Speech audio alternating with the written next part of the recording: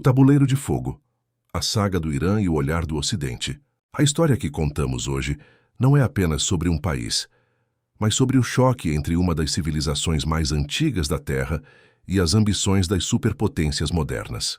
Para entender por que o Irã é hoje o alvo principal da geopolítica dos Estados Unidos, precisamos voltar no tempo, muito antes dos mísseis e das sanções, até o deserto onde o mundo aprendeu o que era um império. Há mais de 2.500 anos, o nome Pérsia ecoava com temor e respeito.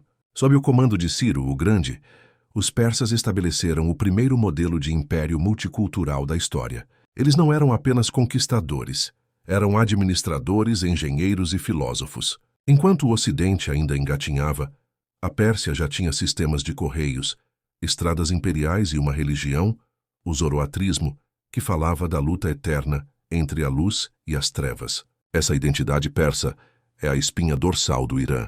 Eles atravessaram séculos de invasões de Alexandre o Grande aos exércitos árabes e mongóis, mas nunca perderam sua língua, o farsi, nem sua essência. O Irã sempre se viu como um centro cultural, um gigante que não aceita ser coadjuvante. Mas o mundo mudou no início do século XX. O que antes era uma terra de tapetes e especiarias tornou-se o terreno mais valioso do planeta, devido a um líquido escuro e viscoso, o petróleo. Em 1908, geólogos britânicos encontraram ouro negro em solo iraniano.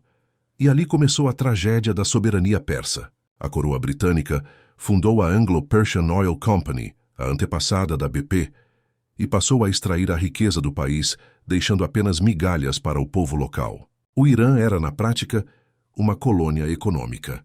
A tensão explodiu em 1951. Surge, então, a figura de Mohammad Mossadegh, um primeiro-ministro eleito, carismático e profundamente nacionalista.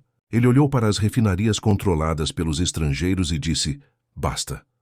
Mossadegh nacionalizou o petróleo iraniano, expulsando os interesses britânicos. Foi um ato de audácia que o mundo ocidental não perdoou. Sentindo-se ameaçados e temendo que o Irã se aliasse à União Soviética no auge da Guerra Fria, os Estados Unidos entraram em cena de forma definitiva.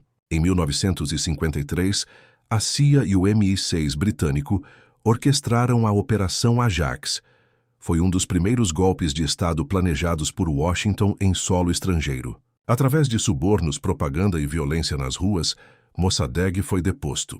No seu lugar, os EUA fortaleceram o poder absoluto do Shah Mohammad Reza Pahlavi. Pelos próximos 25 anos, o Irã viveu uma dualidade brutal. De um lado, uma elite que frequentava festas de gala em Paris e modernizava o país sob as ordens de Washington. Do outro, uma população empobrecida e vigiada pela SAVAK, a temida polícia secreta do Shah, treinada para esmagar qualquer dissidência. O Irã havia se tornado o policial dos EURA no Oriente Médio, mas a um custo social insuportável. O ano de 1979 mudou tudo. A panela de pressão explodiu na Revolução Islâmica. Liderados pelo Ayatollah Khomeini, milhões de iranianos foram às ruas exigindo a saída do Shah e o fim da influência satânica do Ocidente. O que nasceu como uma revolta popular diversa foi rapidamente capturado por uma liderança teocrática ferrenha.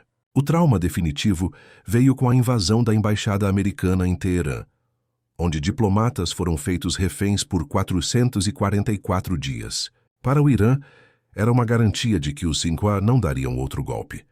Para os americanos, foi uma humilhação que transformou o Irã, da noite para o dia, no inimigo número 1.